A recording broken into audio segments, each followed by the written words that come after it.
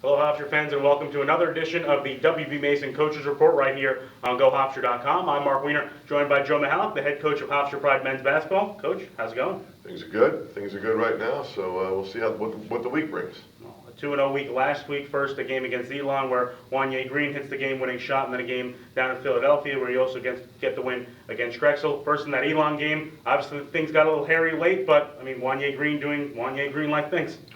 You know, if you're going to have a great year, and if you're going to win some games that are close, you need somebody to make a play. And you know, great players make great plays. That's why they're called great players, and that's what Wanye did. I mean, it was clearly just tie score. He had the ball, and it was just basically, let me see what I can do here.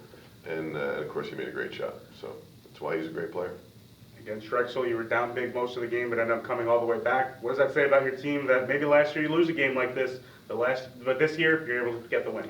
Yeah, that game had L written all over. I mean, we were down 13 the second half, and just nothing seemed to be going right. And you know, our guys just believe themselves. They really do. They believed we could still win the game, and they knew we could still win the game. Two different things. And so we just, you know, the attrition set in, and we stop them and score. Before you knew it, we were back in the game. And then, you know, good teams find a way to win that game, and our guys did, because it was, you know, both of those games were very losable, and yet we wouldn't let it happen. So. Big story going into this week was the loss of Mihalich Nichols, and how do you think the adjustment was made this week without him being in the lineup? Well, it'll take a little time, because, you know, if you're North Carolina or Kentucky, you just replace your 6'6" versatile sixth man with another 6'6" versatile sixth man. And you know, at the mid-major level, it's a lot different. So you kind of have to reinvent your team a bit. And so, you know, those minutes and the way he played go to people that are not like him. So, you know, Andre Walker played more and played really well at some stretches. Justin Wright Foreman, he played very well against Drexel, and had a lot to do with us winning. And DeJour Boo will get some more minutes. So Andre Walker referred to the three of those guys as the big little three. I don't know what that means. It kind of contradicts itself, but he said we're the big little three. So, you know, those three guys are going to have to be an important ingredient for this team if we're going to overcome that loss of Mihalich.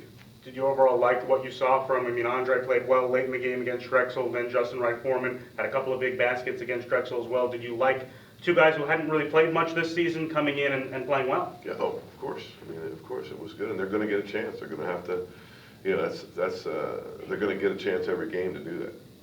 This week, probably the biggest week of the year so far. I mean, every week's the biggest week of the year. UNCW comes to MAC on Thursday. Two teams tied for first place. First, what do you see against the Seahawks? Well, what I would love to see is a lot of people here. That's what I'd love to see. I'd love to see some people come. Thursday night's a great night to see a basketball game. And as I've said it so many times, it's, you know, for all the students that may watch us, it's, I think there's a tailgate going on beforehand, and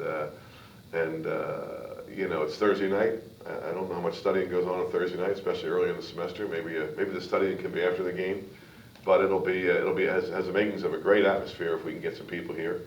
You know, I know when UNC Wilmington plays, they rely on that home court advantage, and every team does. So we're hoping some people will come to the game. It's going to be a great night. Two really good teams that are playing well right now. I mean, when you talk specifically about the Seahawks, they've got Chris Flemings, who's a guy who's won multiple CAA Player of the Week awards, and they've got a lot of talent. They weren't really expected to be very good in the CAA, but so far they've been one of the surprises.